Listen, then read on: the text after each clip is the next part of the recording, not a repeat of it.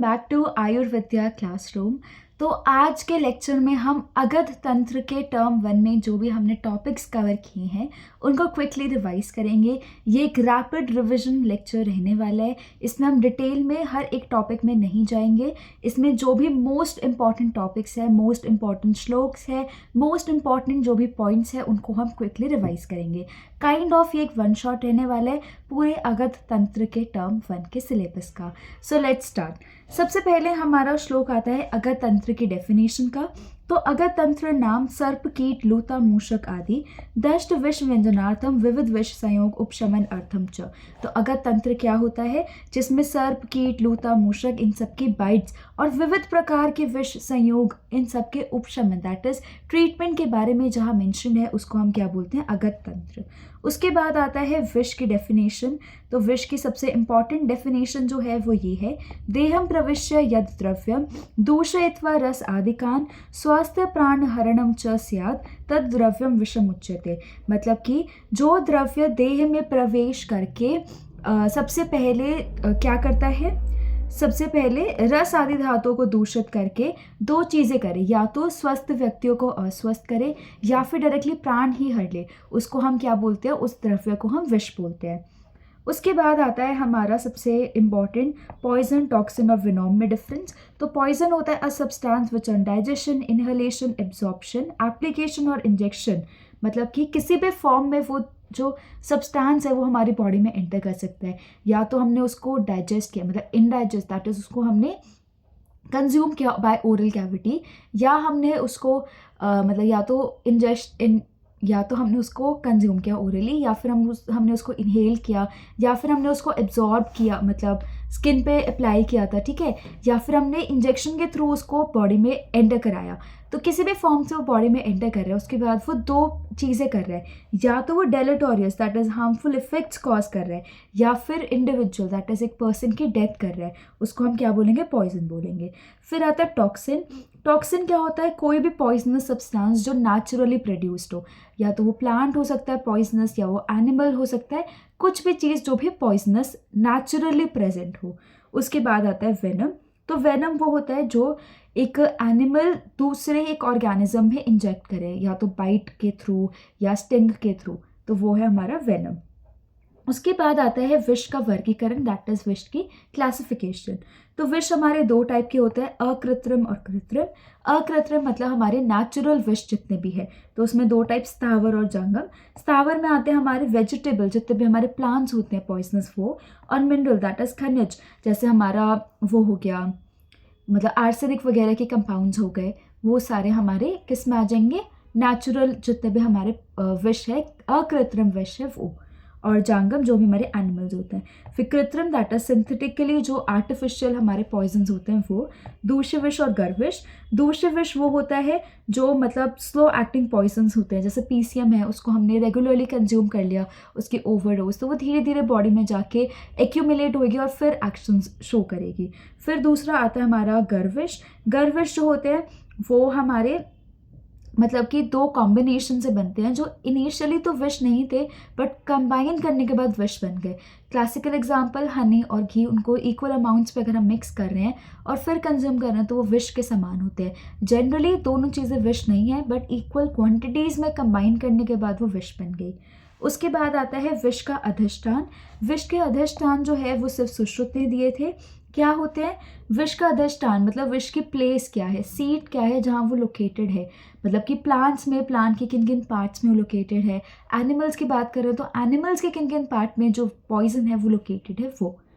तो स्थावर में 10 अधिष्ठान बताए उन्होंने, क्या क्या? मूलम पत्रम फलम पुष्पम त्वक क्षीरम सार एव च निर्यासु धातवश्व एव कंदश्च दशम स्मृता। ये 10 अधिष्ठान उन्होंने बताए, मूल, पत्र, फल, पुष्प, त्वक, क्षीर, सार, फिर निर्यास धातु और कंद। मूल होती है हमारी रूट्स, पत्र लीव्स, फल होते हैं फ्रूट, पुष्प फ्लावर, त्वक तो वी ऑल नो बार्क, फिर क्षीर होता है सैप या लेटेक्स, सार होती है हार्डवुड कोई भी प्लांट की, उसके बाद निर्यास होता है एक्सट्रैक्ट, और धातु दैट इज जो मिनरल है वो, एंड कंद होते हैं रूट्स। उसके बाद आता है हमने ये याद करना है कि टोटल 55 अधिष्ठान मतलब टोटल 55 उन्होंने स्थावर विष बताए थे कि कंद के मतलब जो विश मतलब जो प्लांट्स जो है जिनके कंद में होता है वो 13, फल वाले 12, फिर मूल वाले 8 होते हैं, त्वक सार निर्यास के 7, पुष्प और पत्र के 5 और शीर के 3 और धातु के 2। इसको हमने कैसे याद किया था? कफ मूत पुप शधा। तो ये मतलब 13, 12, 8, 7, 5, 5 और 3, 2 ऐसे करके हमने इसको याद किया था। उसके बाद हमें सबसे इम्पोर्टेंट जो पता होना चाहिए, 2 धातु जो है वो कौन सी है? फेनाश्म हड़ताल हड़ताल, ये दोनों सबसे पॉइजनस जो धातु है वो होती है। उसके बाद आता है जांगम अधिष्ठान, तो दृष्टि, आईज, निश्वास जो एक्सेल्ड ब्रेथ होती है वो, दमश्रा जो बाइट है मतलब टीथ होते हैं उनमें, नख नेल्स में, मूत्र पुरीश, शुक्र लालस्त्राव सलाइवा में, ठीक है। फिर आता है आर्तव, फिर मुख संदेश मुख की बाइट में, विसर्जित गुदा में, तुंड बीक में, फिर अस्थि पित्त शूक और शव that is cadaver dead body, इन सब में भी विष का अधिष्ठान होता है। किसमें? जांगम में। और जो आचार्य वाग्भट है उन्होंने स्वेद और रक्त ऐड किया। तो अभी तक हमने क्या क्या कवर किया? सबसे पहले हमने अगत तंत्र की डेफिनेशन देखी, फिर हमने विष की डेफिनेशन देखी, उसके बाद हमने पॉइजन, वेनोम और टॉक्सिन देखा, फिर हमने विष का वर्गीकरण कवर किया, उसके बाद हमने विष के अधिष्ठान देखे। अब हम मूव कर रहे हैं मॉडर्न क्लासिफिकेशन पे कि विष की क्या क्लासिफिकेशन है अकॉर्डिंग टू मॉडर्न। तो मॉडर्न में हमारे पास 2 बेसिस होते क्लासिफिकेशन के। एक है मोड ऑफ एक्शन की कैसे वो जो हमारा पॉइजन है वो एक्ट कर रहा है, कौन से पार्ट पे एक्ट कर रहा है, और दूसरा होता है इंटेंट कि किस इंटेंशन के साथ हमने पॉइजन को कंज्यूम किया है। तो सबसे पहला आता है on the basis of intent. Poison हमारे 6 टाइप्स के होते हैं। सबसे पहला सुसाइडल पॉइजनिंग, कोई भी अगर कंज्यूम कर रहे हैं कि सुसाइड करने के इंटेंशन से, तो उसकी कैरेक्टरिस्टिक्स क्या क्या होने चाहिए पॉइजन की? पेनलेस डेथ वो कंज्यूम मतलब कॉज करे, चीप होना चाहिए, इजीली अवेलेबल अफोर्डेबल होना चाहिए, लीजल डोज और पीरियड उसका कम होना चाहिए, पेनलेस होना चाहिए। ओपियम, आर्सेनिक और पोटेशियम साइनाइड इसके एग्जाम्पल है। सेकेंड आता है हमारा होमिसाइडल। होमिसाइडल पॉइजनिंग मतलब हमने किसी और को पॉइजन कंज्यूम कराया है, ठीक है। तो उसमें क्या होना चाहिए? पैटर्न जो मैनर होना चाहिए डेथ का वो मिमिक करना चाहिए नेचुरल डेथ के, मतलब ऐसा लगना चाहिए कि नेचुरल डेथ हुई है, पॉइजन कंज्यूम नहीं हुआ है, ठीक है। और इसमें फूड जो है उसकी स्मेल और कलर मतलब अगर हम खाने में मिक्स करके उसको दे रहे हैं पॉइजन, तो उस खाने की स्मेल और जो उस खाने का टेस्ट है वो चेंज नहीं होना चाहिए, और उसमें कोई भी मतलब पोस्टमार्टम चेंजेस नहीं होने चाहिए। एग्जाम्पल है थैलियम, एकोनाइट और ओपियम। फिर आता है एक्सीडेंटल पॉइजनिंग के मतलब जैसे केयरलेसनेस थी, स्टोर हमने अच्छे से नहीं किया, तो मस्टर्ड ऑयल और सल्फ्यूरिक एसिड दोनों साथ साथ में रख दिए, तो किसी ने मस्टर्ड ऑयल के जगह सल्फ्यूरिक एसिड कंज्यूम कर लिया, या एक्सीडेंटली किसी स्नेक वगैरह ने बाइट कर लिया, तो ये हो गई एक्सीडेंटल पॉइजनिंग। उसके बाद आता है हमारे स्टूपिफाइंग। स्टूपिफाइंग मतलब टू मेक समवन स्टूपिड। तो पहले के टाइम में क्या होता था, धतूरा के पकौड़े वगैरह बना के लाते थे, तो वो खा लेते थे तो उनका कॉन्शियस लेवल थोड़ा सा कम हो जाता था, मतलब थोड़े से स्टूपिड उनको बना दिया और फिर चोरी हो गई। फिर आता है हमारा कैटल पॉइजनिंग की मतलब जिनके कैटल्स अब अच्छे से रिक्वायर्ड चीज़ें नहीं दे रही हैं, मतलब दूध वगैरह अच्छे से नहीं मिल रहा है, तो उनके ओनर्स या फिर जिनको मतलब चोरी करने कैटल्स की वो ये चीज़ें करते हैं। तो क्या करते थे, मतलब जो वो होता है हमारा बो होता है उस पर एक एरो की टिप पे वो पॉइजन लगा के उनको ऐसे हिट करते थे। तो इसके एग्जांपल गुंजा, अर्क और वत्सनाभ हो गए। फिर आता है अबॉर्टिफिकेशंस मतलब अबॉर्शन करने के लिए। इसमें क्या होता है, माउथ या वजाइना में इंट्रोड्यूस कराते हैं, यूट्राइन कॉन्ट्रैक्शंस इंक्रीज होती है जिससे अबॉर्शन होता है। एग्जाम्पल इसके क्या क्या हो गए, अर्क हो गया, भल्लातक हो गया, जयपाल हो गया, चित्रक, एरन, ये सारे जितने भी विरेचनीय द्रव्य होते हैं वो हमारे अबॉर्टिफिकेशंस में आते हैं। उसके बाद सेकेंड क्लासिफिकेशन हो गई on the basis of mode of action. तो इसकी ट्रिक हमने देखी थी सिनकैम। सिनकैम में सी से आता है कोरोसिव। कोरोसिव मतलब जो बहुत ज़्यादा मतलब जीआईटी को इन्फ्लेम कर दे, अल्सर्स प्रोड्यूस कर दे, एकदम मतलब कोरोड कर दे उसकी लाइनिंग को। एग्जाम्पल स्ट्रॉन्ग एसिड और स्ट्रॉन्ग एल्कली जैसे हमारे HCl है, H2SO4 है, ऑक्सालिक एसिड HCl, और स्ट्रॉन्ग एल्कली में KOH और NaOH। फिर आते हैं हमारे इरिटेंट्स। इरिटेंट्स मतलब इन्फ्लेमेशन कर रहे हैं लेकिन इतने ज़्यादा कुछ बहुत ज़्यादा हाई लेवल पे नहीं करें, माइल्ड इन्फ्लेमेशन, पेन हो रहा है बॉडी उसमें एब्डोमेन में पेन हो रहा है, वॉमिटिंग, ये सारे सिम्टम्स हमें दिखते हैं। एग्जाम्पल्स इसमें हमने देखे थे कि जैसे इसमें बहुत सारी क्लासिफिकेशन है, तो इनऑर्गेनिक की 2 क्लासिफिकेशन, मेटालिक और नॉन मेटालिक। मेटालिक हमने याद की थी MTC से, मर्क्यूरी, टिन, कॉपर, और नॉन मेटालिक हमने याद की थे PIC, that is phosphorus, iodine और क्लोराइड से। उसके बाद ऑर्गेनिक में प्लांट्स और एनिमल्स, प्लांट्स में भलातक, एरंड, अर्क, स्नोही, ये सब। एनिमल्स में वही स्नेक, स्कॉर्पियन, पॉइजन। और मैकेनिकल मतलब कि बालों का गुच्छा किसी ने कंज्यूम कर लिया या ग्लास किसी ने कंज्यूम कर लिया, ग्लास के टुकड़े है ना, कांच के टुकड़े, तो वो सब इसके एग्जाम्पल्स हो गए। फिर आते हैं न्यूरोटिक। सिन कैम में सी कवर कर लिया हमने, आई कवर कर लिया। एन से आता है न्यूरोटिक। न्यूरोटिक मतलब जो या तो सीएनएस या फिर पीएनएस मतलब सेंट्रल नर्वस सिस्टम या पेरिफेरल नर्वस सिस्टम में जाके एक्ट करे। तो सेंट्रल में उसके पास दो ऑप्शन है, या तो वो ब्रेन पे एक्ट कर सकता है या वो स्पाइनल कॉर्ड पे एक्ट कर सकता है। ब्रेन पे एक्ट करने के लिए वो तीन चीज़ें कर सकता है, क्या क्या? सोमनिफेरस दैट इज स्लीप इंड्यूस कराए, दूसरा है इनएब्रियंट दैट इज कॉन्शियस लेवल को कम करे, और तीसरा डेलीरियंट दैट इज बहुत ज़्यादा उसको टॉकेटिव बना दे जिसने भी उसको कंज्यूम किया है। तो इसके एग्जाम्पल्स देख लेते हैं। सोमनिफेरस की हो गए ओपियम, बारबिटूरेट्स, ये पेन भी सबसाइड करते हैं। इनएब्रियंट की हो गए क्लोरोफॉर्म, इथेनॉल, और डेलीरियन के हो गए भांग और धतूरा। फिर स्पाइनल कॉर्ड में अगर वो जा रहा है तो कन्वल्शंस, बहुत ज़्यादा मसल कॉन्ट्रैक्शंस वो कॉज करता है, एग्जाम्पल कुपिलो, स्ट्रेचनिंग, ये सारे। फिर पीएनएस में जाएगा तो मसल्स को पैरालाइज करेगा, एग्जाम्पल हो गए क्यूरे। उसके बाद आता है हमारा सिन कैम में, नेक्स्ट हमारा एन के बाद सी आता है कार्डियक। कार्डियक क्या कराएगा? जनरली हार्ट पे जाके वो एक्ट करता है और डेथ कॉज करता है सिनकोम, दैट इज फेंट करके। एग्जाम्पल्स इसके एकोनाइट, टोबैको, डिजिटालिस, ठीक है, नीरियम, करवीर, हथपत्री। उसके बाद आता है एस्फाइसेंट। एस्फाइसेंट मतलब जो भी पॉइजन्स इनहेल करके हम कंज्यूम कर रहे हैं, फॉर एग्जांपल हमारे CO, CO2, H2S या सीवर गैस, ये किसको डैमेज करेंगे? इनहेल करके अगर हम उसको कंज्यूम कर रहे हैं तो ऑब्वियस सी बात है रेस्पिरेटरी सिस्टम को वो डैमेज कर रहे हैं। फिर सिन कैम में लास्ट एम बचता है मिसलेनियस। तो मिसलेनियस मतलब जो भी हमारे इसमें बच गए, इनके अलावा जो भी पॉइजन्स होते हैं, जैसे किसी ने लाइजोल कंज्यूम कर ली, किसी ने ऑल आउट कंज्यूम कर लिया है ना, मतलब ऑल आउट खोल के पी लिया, लाइजोल पी ली है ना, या फिर PCM का ओवरडोज कर लिया किसी ने, ये सारे जो भी एग्जांपल्स, पेस्टिसाइड्स, इंसेक्टिसाइड्स, ये सारे एग्जांपल्स हमारे मिसलेनियस के आ गए। उसके बाद एक टॉपिक आता है हमारा कि महाविश उपविश का। तो आचार्य नरहरि ने राज निघंटु और रस रत्न समुच्चय, इन दोनों में हमें एक मिलता है महापंचविश, दैट इज 5 उन्होंने महाविश बताए हैं और 7 उन्होंने उपविश बताए हैं। और रस तरंगी में 9 विश, दैट इज 9 महाविश बताए हैं और 11 उपविश बताए हैं। ये 11 उपविश के नाम हमें याद होने बहुत ज़्यादा ज़रूरी हैं। इनको हमने ट्रिक से याद किया था, क्या ट्रिक थी वो? वी अरे, भांग धतुरा, गुजभालक।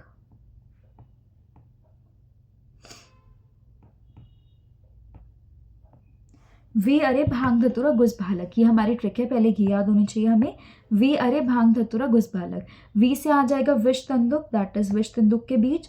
अ से अहिफेन, रे से रेचक के बीच। तो वी अरे विष तंदुक के बीच, अहिफेन और रेचक के बीच। फिर भांग धतुरा, फिर आता है गुजभालक, गुंजा, स्नुक्षीर, भालक से भालक और अर्कशीर, गुंजा, स्नुक्षीर, भल्लातक और अर्कशीर। फिर लक से लांगली और करवीर। तो वी अरे भांग धतुरा गुजभालक, ये इससे हमने क्या याद की? 11 उपविश, जो कहाँ पे मेंशन है? रस तरंगी चैप्टर 24 में। उसके बाद हमें पता होना चाहिए विष के गुण क्या क्या होते हैं।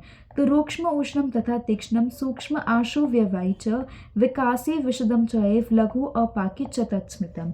ये 10 विष के गुण जो है ये बहुत ज़्यादा इंपॉर्टेंट है। रूक्ष दैट इज उसको थोड़ा रफ होना चाहिए, उष्ण होना चाहिए, तीक्ष्ण होना चाहिए, सूक्ष्म दैट इज बहुत ज़्यादा माइन्यूट होना चाहिए, आशु ईजिली बहुत जल्दी हमारी बॉडी में स्प्रेड हो जाए, व्यवाई बहुत जल्दी बॉडी में स्प्रेड होकर एब्जॉर्ब भी बहुत जल्दी हो जाए, विकासी CNS वगैरह को डिप्रेस कर दे और बॉडी में जितने भी एक्शंस है, जितने भी फंक्शंस है वो परफॉर्म ना करने दे, विशद नॉन स्लाइमी होना चाहिए, लघु होना चाहिए कि उसकी चिकित्सा हम ना कर पाए, अपाकी दैट इज डाइजेस्टेबल नहीं होना चाहिए। ये सारे 10 गुण बताए थे सुश्रुत ने। चरक ने भी सेम ही गुण बताए थे, बस उन्होंने क्या किया था?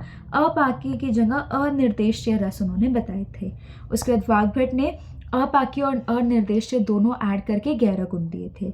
फिर आता है हमारा विषकार मुक्ता, सॉरी।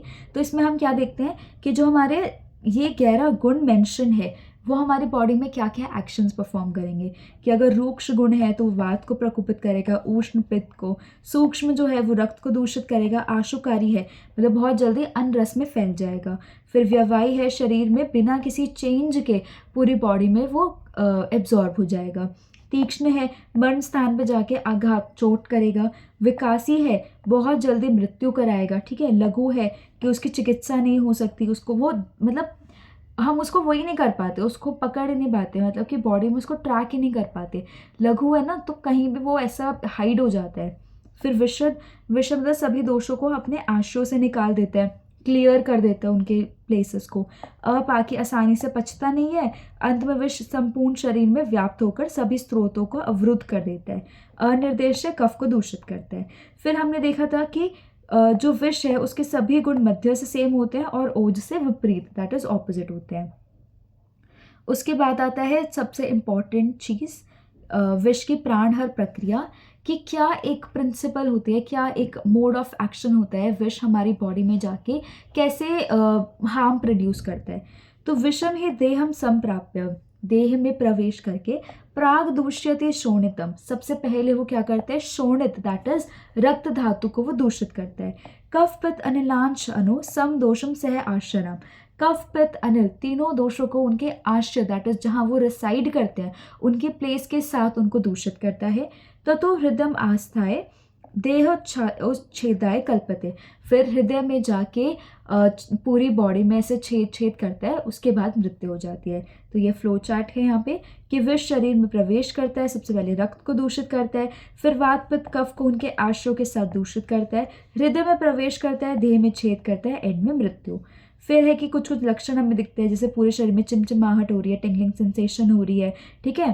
त्वचा में हमारे क्या क्या रोग आएंगे, कोट है, मंडल है, अर्टिक एरिया, ऐसे circular patches, red red patches हमें स्किन पे दिख रहे हैं, बहुत ज़्यादा पसीना आ रहा है, गूज बम्स हो रहे हैं और ऐसा लग रहा है कि शरीर पे से कोई चींटी चींटी सी चल रही है, कोई इंसेक्ट सा चल रहा है, ये सारे इसके लक्षण होते हैं। उसके बाद आता है एक विष मुक्त लक्षण, कि हमें कैसे पता चलेगा कि हमारी बॉडी से विष जो है वो चला गया या पेशेंट की बॉडी से विष जो है वो चला गया, उसके क्या क्या लक्षण होते हैं। प्रसन्न दोष प्रकृतिस्थ धातुम अनभिकांक्षम समूत्र जीवम प्रसन्न वर्ण इंद्रिय चित्त चेष्टम वैद्यो अवगच्छेद विषम मनुष्यम। तो क्या क्या लक्षण है, दोष हमारे जो है वो प्रसन्न मतलब प्राकृत अवस्था में हमारे वात पित्त कफ तीनों दोष आ जाते हैं, हमारी जो धातु है वो प्राकृत अवस्था में आ जाती है, सातों धातु, अन्न की इच्छा हमें होने लग जाती है, मूत्र मल मूत्र जो भी है हमारे वो अच्छे से सम्यक रूप से हमारी बॉडी से निकल जाते हैं, जीवा में रस दैट इज टेस्ट उत्पन्न हो जाता है, वर्ण इंद्रिय चित्त चेष्ट ये सारे हमारे प्रसन्न हो जाते हैं। अगर ये सारे लक्षण हमें दिख रहे हैं दैट मीन्स हमारी बॉडी से विष जो है वो निकल चुका है।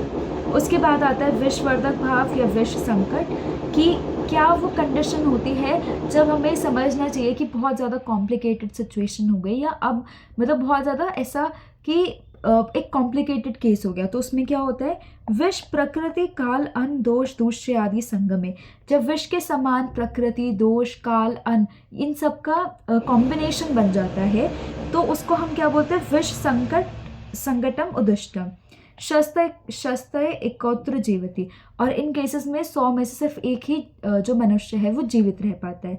तो विष प्रकृति मतलब कि विष जो है वो उष्ण तीक्ष्ण होता है, तो अगर पित्तज प्रकृति वाले को विष मतलब पित्तज प्रकृति वाले को विष जो है वो ज़्यादा हार्म कर रहा है, ठीक है। काल ग्रीष्म और वर्षा ऋतु में पित्त जो है वो विष जो है वो ज़्यादा हार्म कर रहा है। अन्न अगर हमारी बॉडी में विष है लेकिन फिर भी हम गर्म विदाही जो दाह बर्न करें है ना, उष्ण ये सारा भोजन हम खा रहे हैं तो, और दोष वही मतलब हमारे पित्त दोष वर्धक जितने भी हमारे आहार विहार है उन सब का अगर हम सेवन कर रहे हैं तो वो हमारा विष संकट होता है, और इसमें 100 में से सिर्फ एक ही मनुष्य जीवित रह पाता है जब ऐसा कोई कॉम्बिनेशन बन जाता है। उसके बाद आते हैं हमारी विष चिकित्सा। तो विष चिकित्सा में हमने 24 उपक्रम देखे थे, वो क्या होते हैं लेट्स सी, ये सबसे एंड में हमने ऐड किया हुआ है, जस्ट अ सेकेंड, यस। तो विष चिकित्सा, यस, विष चिकित्सा से पहले हम 3 टॉपिक और कवर कर लेते हैं, विष वेग, विष वेगांतर और विष पीत लक्षण। सबसे पहले आता है वेग। तो हमारी बॉडी में 7 धातु होती है, हर धातु के बीच में कला होती है। तो जब हमारा जो विष है वो धातुओं को क्रॉस करता है, तो जब बीच में कला है, जब वो उसको क्रॉस कर रहा होता है, तो जब वो कला को क्रॉस करता है, दो धातुओं के बीच में जो कला होती है, जब हमारा विष उसको क्रॉस करता है, तब हम बोलते हैं कि वेग उठा है। और जो टाइम उसको लगता है उस कला को क्रॉस करने में, उसको हम बोलते हैं वेग अंतर।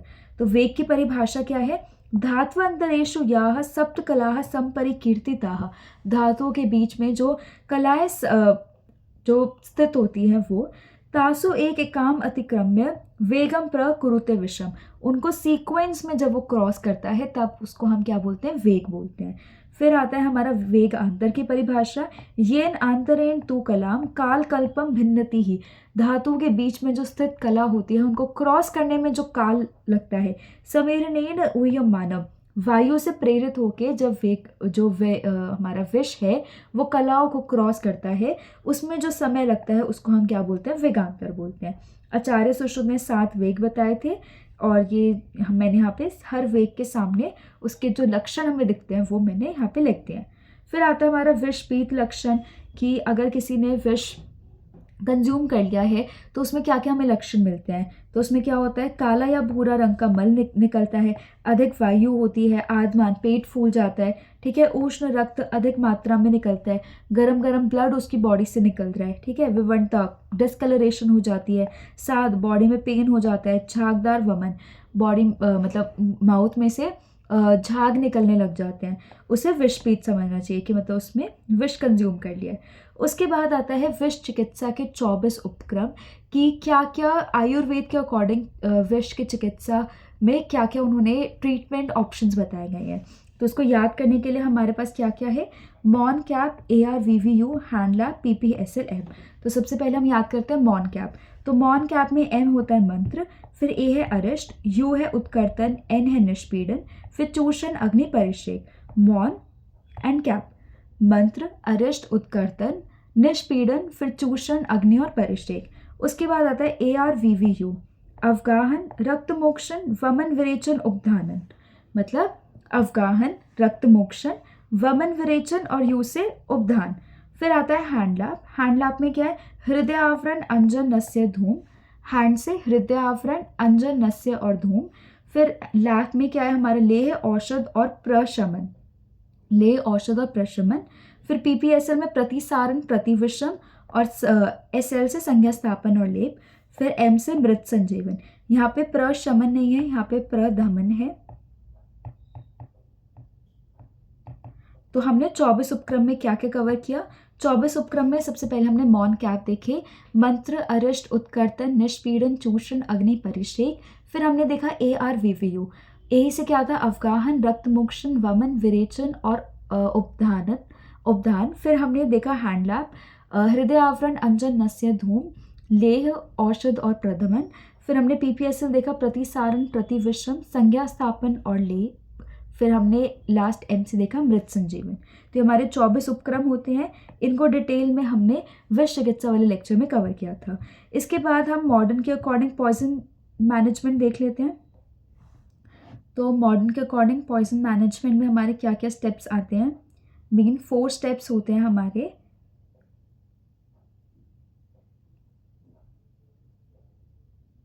अच्छा, उससे पहले ये भी है कि 2 चीज़ें हमें पता होनी चाहिए। एक होती है टॉक्सिको डायनेमिक और एक होती है टॉक्सिकोकाइनेटिक्स। टॉक्सिकोडायनेमिक मतलब जो टॉक्सिन हमारी बॉडी के साथ कर रहा है, और टॉक्सिकोकाइनेटिक्स मतलब जो बॉडी हमारे टॉक्सिन के साथ कर रही है। मतलब जो भी इफेक्ट्स टॉक्सिन, मतलब कि टॉक्सिन एब्जॉर्ब हो रहा है बॉडी में, उसका मेटाबॉलिज्म हो रहा है, डिस्ट्रीब्यूशन हो रहा है, ये सारा किसके अंदर आएगा? टॉक्सिकोकाइनेटिक्स में। और टॉक्सिन हमारी बॉडी में क्या क्या सिम्टम्स प्रोड्यूस कर रहा है वो आएगा टॉक्सिकोडायनेमिक में। तो सबसे पहले हम टॉक्सिकोकाइनेटिक्स के बारे में बात कर लेते हैं। इसमें आते हैं हमारा AD में, ये एक ट्रिक होती है कि काइनेटिक्स में ये 4 चीज़ आती है: एब्जॉर्प्शन, डिस्ट्रीब्यूशन, मेटाबॉलिज्म और एक्सक्रीशन। एब्जॉर्प्शन मतलब वो कैसे हमारी बॉडी में एब्जॉर्ब होता है, उसमें अलग अलग रूट्स होते हैं। लोकल के मतलब हमने ऑयल मसाज करी या स्किन पे अप्लाई करा, कोई भी क्रीम वगैरह अप्लाई करी, वो लोकल एप्लीकेशन हो गई। सिस्टमिक में एंट्रल की मतलब हमने ओरली उसको कंज्यूम किया। पार एंट्रल की हमने या तो क्यूटेनियस ड्रग है, है ना, या फिर हमने उसके इंजेक्शंस लगाए, पैचेस लगाए, ये सारे अलग अलग फॉर्म्स होते हैं एब्जॉर्प्शन के। तो सबसे इम्पॉर्टेंट पॉइंट जो इसमें आता है वो ये है कि drugs are always absorbed in unionized form. कि इसमें हमें क्या समझ आना चाहिए कि जैसे एक कंसेप्ट होता है कि जो भी हमारे वीक एसिड्स होते हैं वो एसिडिक मीडियम में एब्जॉर्ब नहीं होते। तो जैसे हमें पता है कि अल्कोहल जो है वो स्टमक में एब्जॉर्ब होती है, तो अल्कोहल जैसे हल्की सी एसिडिक है तो स्टमक हमारा एसिडिक होता है, तो alcohol weak acid, stomach acidic, तो वहाँ पे वो मतलब आयोनाइजेशन उसकी नहीं हुई। तो आयोनाइजेशन नहीं हुई तो वो स्टमक में जाके एब्जॉर्ब होती है। तो मेन पॉइंट जो हमें याद रखना है वो ये है कि drugs are always absorbed in unionized form. Acidic जितने भी हमारे ड्रग्स है वो स्टमक में एब्जॉर्ब होंगे और इंटेस्टाइन में हमारे एल्कलाइन ड्रग्स जो है वो एब्जॉर्ब होंगे।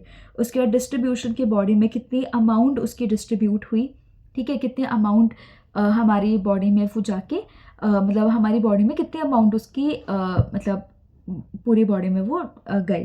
फिर आता है मेटाबॉलिज्म, उसका बायो ट्रांसफॉर्मेशन जो हमारी बॉडी की वजह से हुआ। फिर एक्सक्रीशन, वो तो अलग अलग फॉर्म में वी ऑल नो, लंग्स से गैसियस सब्सटेंस, किडनी से नॉन वोलेटाइल वाटर सॉल्यूबल जो यूरिन के थ्रू पास आउट हो रहा है, फिर स्वेट में सल्फर और आर्सेनिक।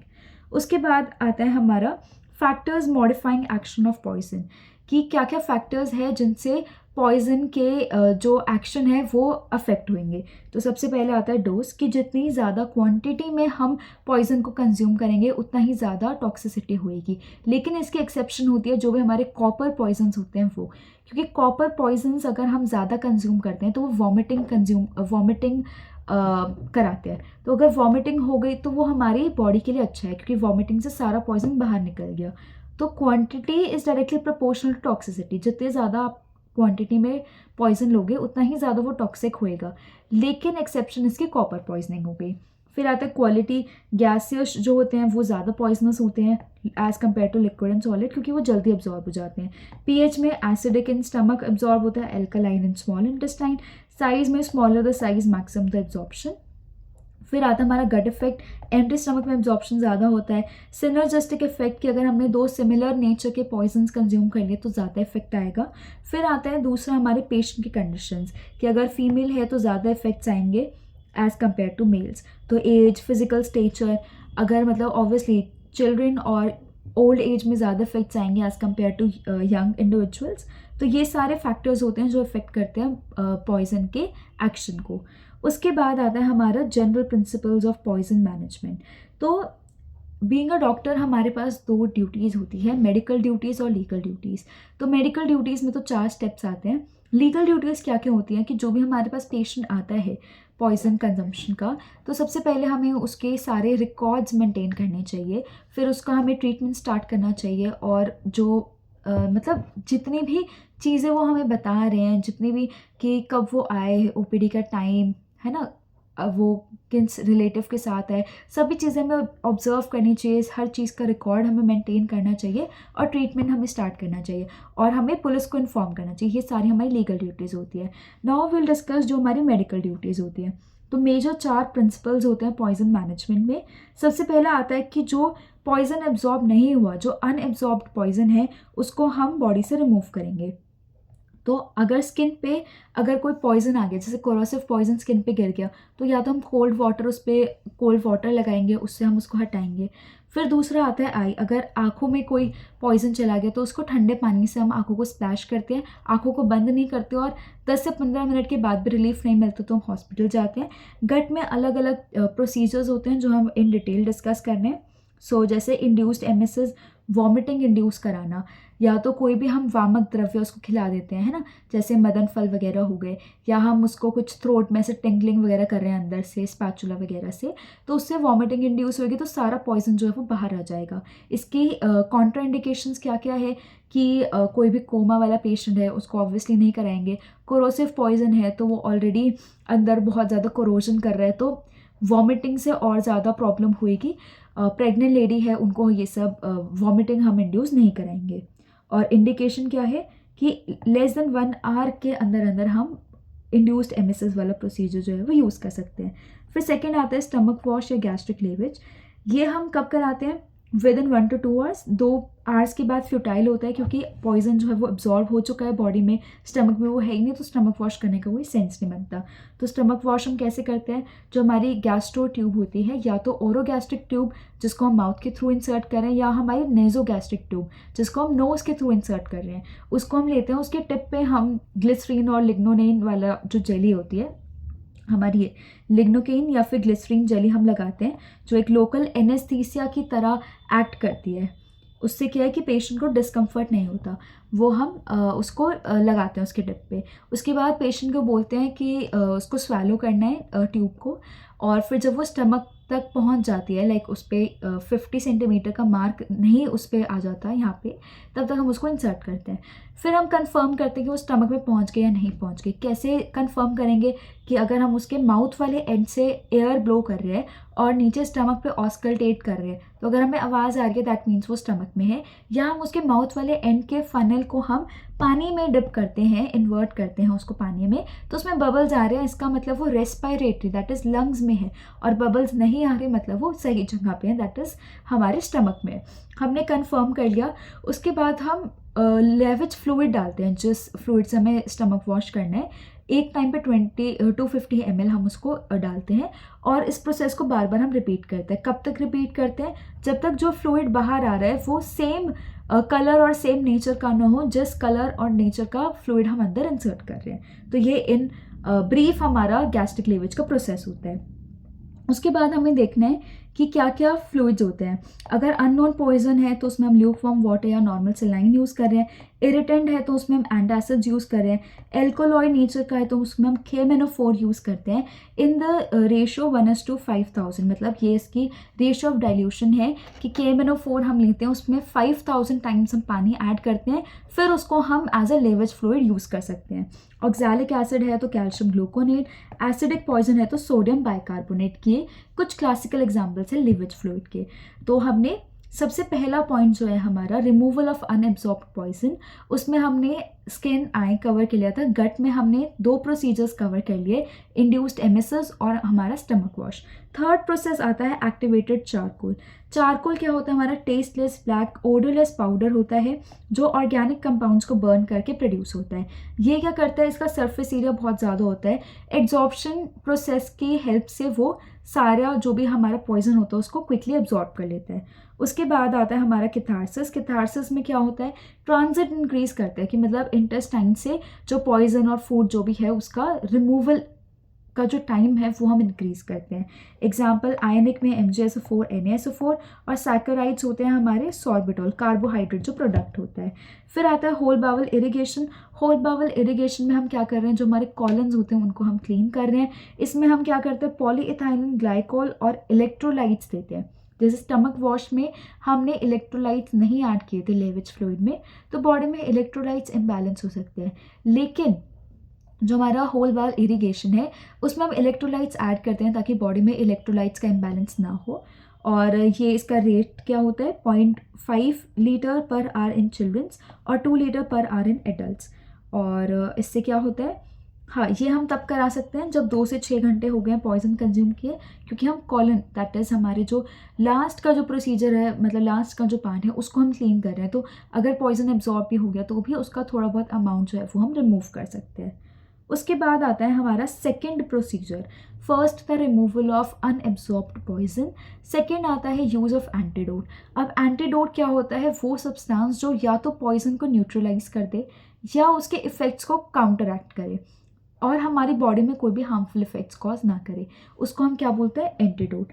उसमें हमें कुछ एग्जांपल्स याद करने हैं कौन से केस में क्या होते हैं, तो एक ये टेबल है या प्रेफर कर लेना। उसके बाद नेक्स्ट प्रोसीजर आता है हमारा एलिमिनेशन ऑफ एब्जॉर्ब्ड पॉइजन। उसमें हम क्या कराते हैं, यूरिनरी एल्कलाइजेशन। तो अगर हमने यूरिन को एल्कलाइन नेचर का बना दिया और ज़्यादा, तो उससे क्या होगा, जो रीअब्जॉर्प्शन वाला जो पार्ट होता है उसमें हमारा पॉइजन जो है वो रीअब्जॉर्ब नहीं होगा। क्यों, क्योंकि पॉइजन है, यूरिन को हमने एल्कलाइन बना दिया तो वहाँ पे जो पॉइजन है वो आयोनाइज्ड फॉर्म में कन्वर्ट हो जाएगा, और जो हमारे पॉइजन है वो एब्जॉर्ब होता है हमेशा अनआयोनाइज्ड फॉर्म में, तो इसलिए एब्जॉर्प्शन नहीं होगी, रीअब्जॉर्प्शन नहीं होगी। फिर आता है एक्स्ट्रा कॉर्पोरियल टेक्निक्स, जैसे हीमोडायलिसिस वगैरह करा दिया, उससे ब्लड प्योरीफाई करा दिया। फिर है मल्टीपल डोज ऑफ वही activated charcoal as we discussed. फिर डायफोरेसिस मतलब स्वेटिंग इंड्यूस कर रहे हैं, स्वेटिंग को इंक्रीज कर रहे हैं, जिससे पॉइजन जो है वो स्वेट के थ्रू निकल जाए। फिर आता है फोर्थ हमारा लास्ट, सिम्टोमेटिक मैनेजमेंट, कि अगर पेन हो रहा है तो हमने पेन किलर्स वगैरह दे दिए, अगर स्टमक में कॉन्ट्रैक्शंस वगैरह हो रही हैं तो उसके लिए कुछ स्पेसिफिक मेडिसिन हमने दे दी, ठीक है। अगर ब्रेथलेसनेस हो रही है तो ब्रोंकोडाइलेटर्स हमने दे दिए। तो ये सारे होता है symptomatic management. So this was poison management वाला टॉपिक, कि कैसे हम पॉइजन मैनेज करेंगे अकॉर्डिंग टू मॉडर्न। तो इसके साथ ही विष वाला जो भी टॉपिक है अगध तंत्र में, कि विष में क्या, विष का परिभाषा होती है, वर्गीकरण, अधिष्ठान, उसमें क्या उसकी प्रक्रिया होती है, विष पीत लक्षण, विष संकट, विष मुक्त लक्षण, फिर विष के गुण, फिर विष की चिकित्सा अगेन, फिर मॉडर्न में भी ये सारे टॉपिक्स, ये सब हमने विष के कवर के लिए। अब नेक्स्ट टॉपिक आता है हमारा व्यवहार आयुर्वेद। सबसे पहले इंक्वेस्ट। इंक्वेस्ट मतलब होता है इन्वेस्टिगेशन, जांच कराना। जैसे कोई भी सस्पिशियस डेथ हुई है तो उसमें अगर हम जांच की रिक्वेस्ट डाल रहे हैं कि हमें इन्वेस्टिगेशन करा रही हैं तो उसको हम क्या बोलेंगे, इंक्वेस्ट। तो इंक्वेस्ट जो जांच होती है वो 4 टाइप की होती है, पुलिस, मैजिस्ट्रेट, कॉरोनर और हमारा क्या है, मेडिकल एग्जामिनर इंक्वेस्ट। तो सबसे पहले आती है पुलिस और हमारी मैजिस्ट्रेट इंक्वेस्ट। तो पुलिस इंक्वेस्ट जो है वो सेक्शन 194 BNSS में मेंशन है, और ये करता है मिनिमम जो है मतलब हमारा सीनियर हेड कांस्टेबल, मतलब सब इंस्पेक्टर की रैंक का होना चाहिए पुलिस ऑफिसर। और इसमें 3 रिपोर्ट्स बनते हैं, इंक्वेस्ट रिपोर्ट, दूसरी रिपोर्ट जिसमें सारे एविडेंसेस होते हैं, और तीसरा रिक्विजिशन फॉर्म की ऑटोप्सी, दैट इज पोस्टमार्टम के लिए हम रिक्वेस्ट करते हैं। सेकेंड आता है हमारा मैजिस्ट्रेट इंक्वेस्ट। ये सेक्शन 196 BNSS में होता है। It is conducted by district magistrate, judicial magistrate और एनी एग्जीक्यूटिव मजिस्ट्रेट, और इसको तहसीलदार से नीचे रैंक वाला बंदा नहीं करता।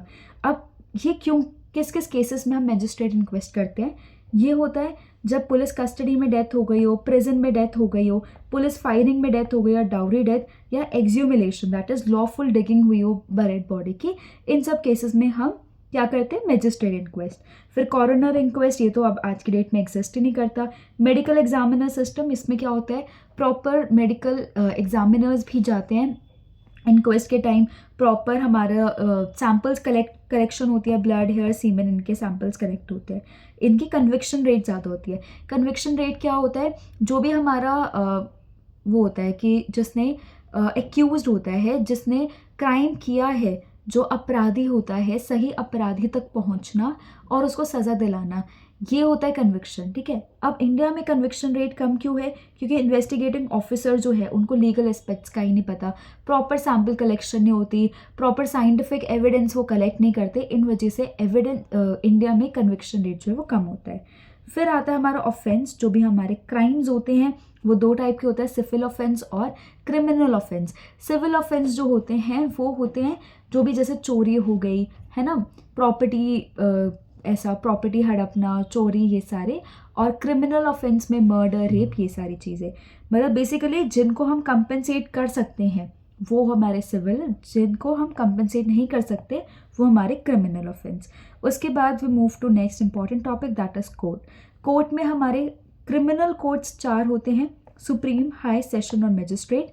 सिविल कोर्ट में बस हमारा सेशन कोर्ट की जगह डिस्ट्रिक्ट कोर्ट आ जाता है, बाकी सेम होते हैं। सुप्रीम कोर्ट हाईएस्ट होता है, न्यू दिल्ली में सिचुएटेड है, 28 जनवरी 1950 में।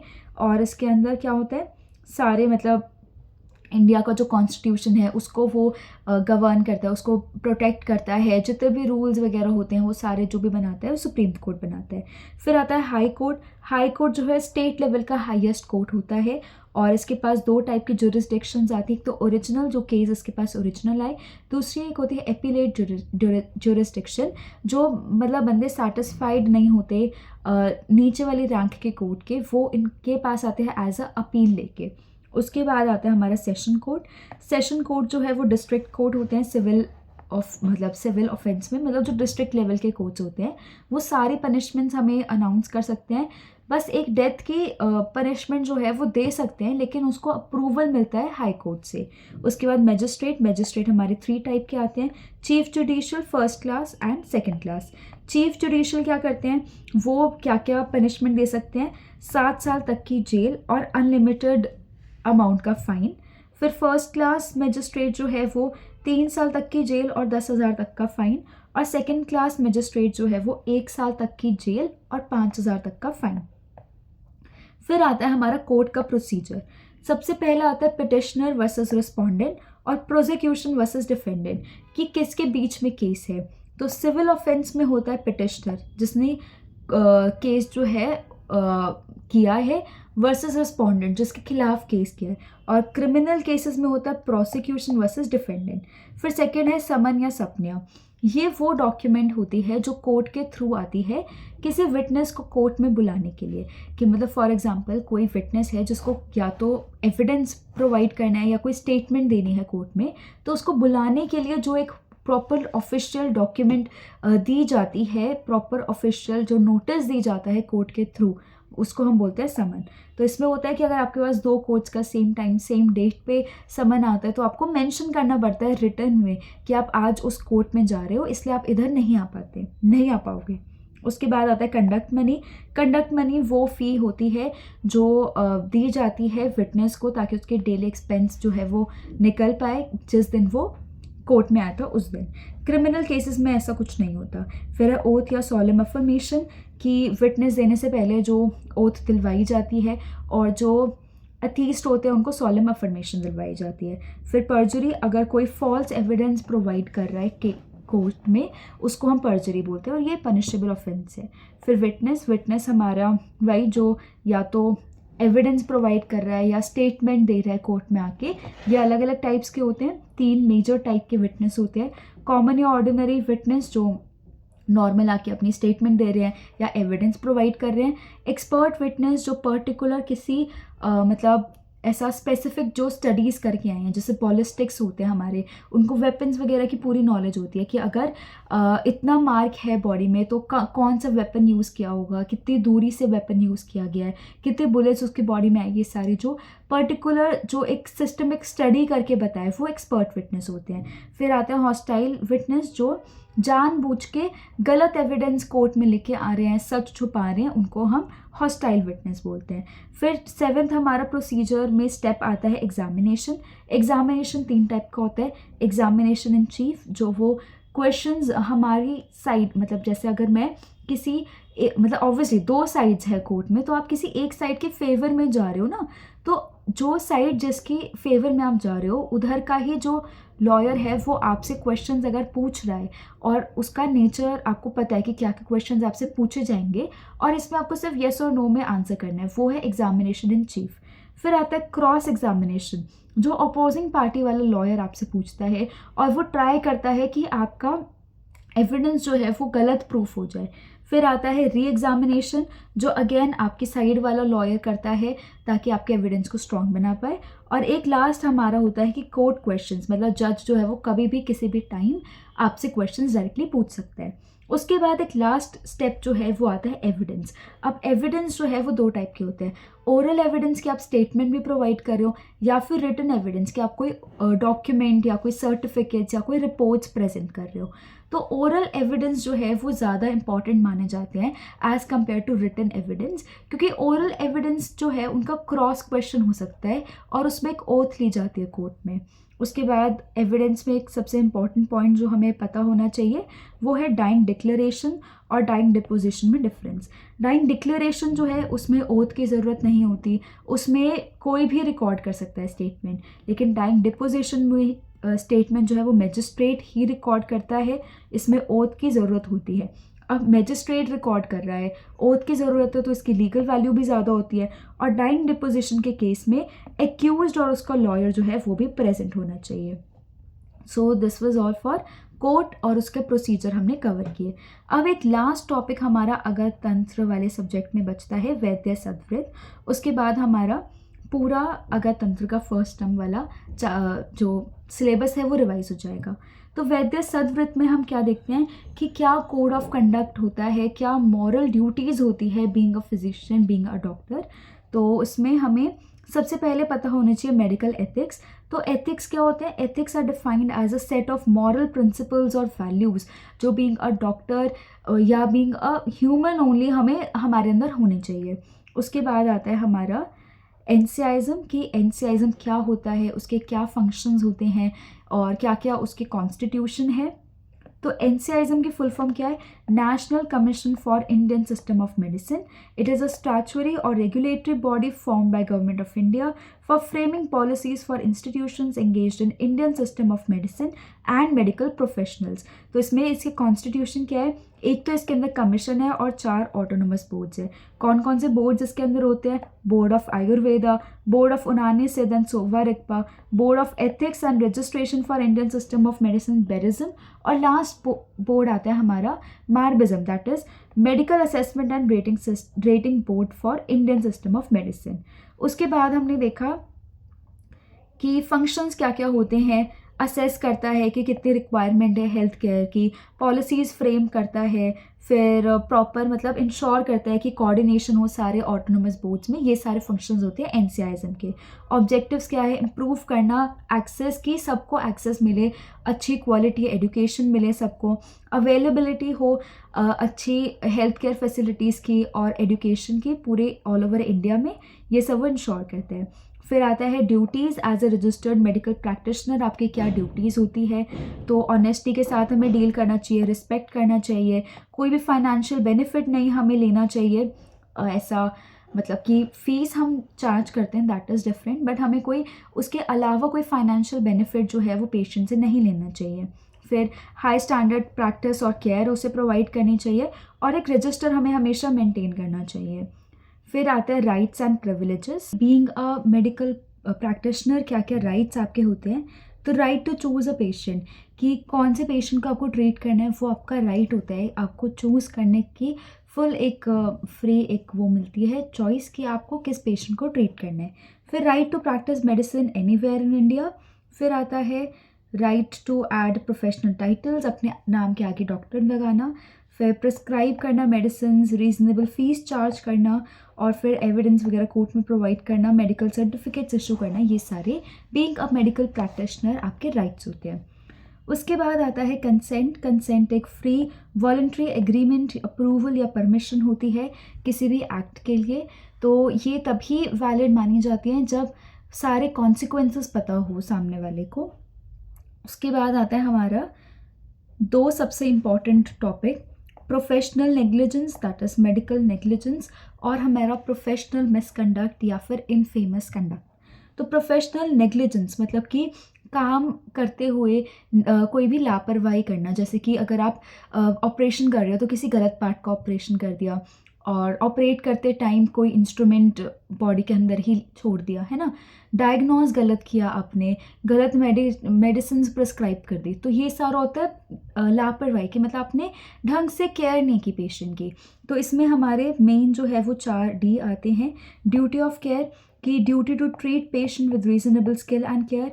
डिरेलिक्शन ऑफ ड्यूटी कि अगर आप वो अपनी ड्यूटी फुलफिल नहीं कर पा रहे हो, failure to fulfil the duty.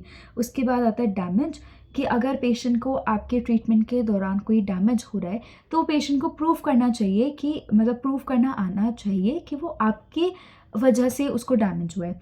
फिर डायरेक्ट कॉजेशन कि जो भी उसको डैमेज हुआ है वो डायरेक्टली आपके ट्रीटमेंट की वजह से हो, ये होना बहुत ज़्यादा ज़रूरी है कि अगर आपने ट्रीट कर दिया और उसके बाद घर जाते हुए उसका एक्सीडेंट हो गया तो that is not damage directly caused by you.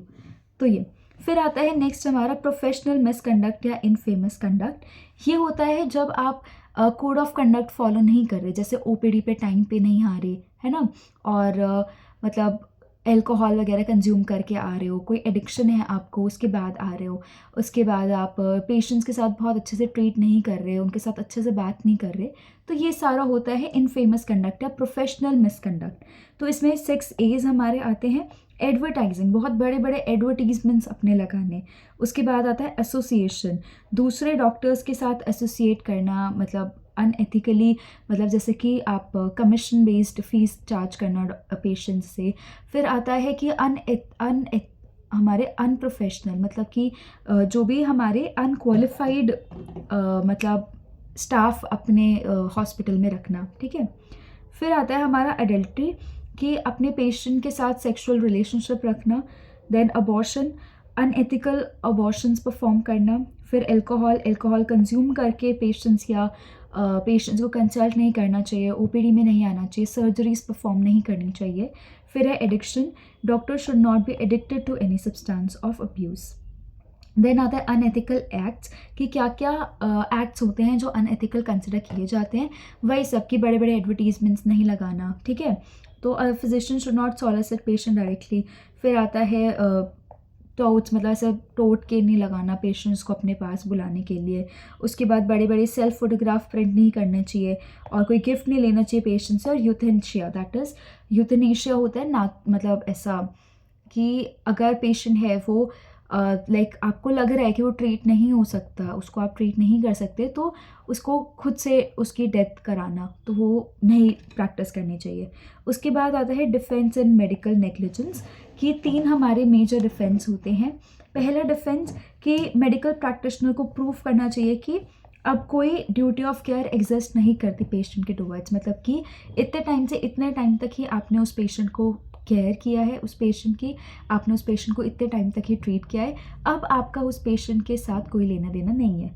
दूसरा डिफेंस होता है कि if the medical practitioner has treated the patient, he has to prove that he treated the patient with due care and the best, मतलब कि जो भी facilities best वो provide कर सकता था और विद फुल केयर उसने पेशेंट को ट्रीट किया है।